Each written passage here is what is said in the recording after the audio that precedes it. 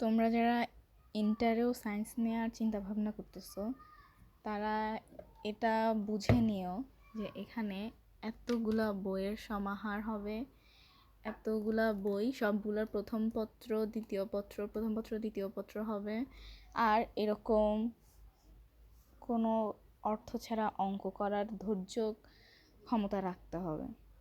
মানে আমার তো ইচ্ছা আছে আমি মেডিকেলে পড়বো, তো আমার এই ম্যাথগুলাই কষ্ট করে 2 বছর, ফার্স্ট পেপার, এখানে সেকেন্ড পেপারও আছে, কোথায়, আচ্ছা এখানে এটা অ্যান্সার, এই যে সেকেন্ড পেপার, এই যে এইগুলা আমাকে এখন পড়তে হইতেছে। এক কথা আমি অঙ্কগুলো মুখস্থ করতেছি, আর মুখস্থ করেও কোনো লাভ নেই, এক একটা অঙ্ক এক এক রকমের, এক একটা অঙ্ক এক এক রকমের।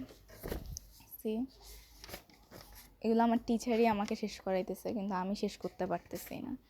প্রত্যেকটা অঙ্কের ভিতর কতগুলা করে টাইপ, এগুলো পড়ার মতন যদি তোমাদের ধৈর্য শক্তি থাকে তাহলে বলবো, তাহলে তোমরা সায়েন্স নাও, নাইলে সায়েন্স কেউ নিও না শখের বর্ষে। এগুলো পড়তে পড়তে লাইফ পুরা হেল হয়ে যাবে, টু বি অনেস্ট। এই যে আমি পড়তে পড়তে এখানে ডিজাইনও করছি, কিন্তু তারপর আমার একটা জিনিসও মাথায় ঢুকে না। এখন আমাকে অঙ্ক করতে দিলে আমি পারবো না।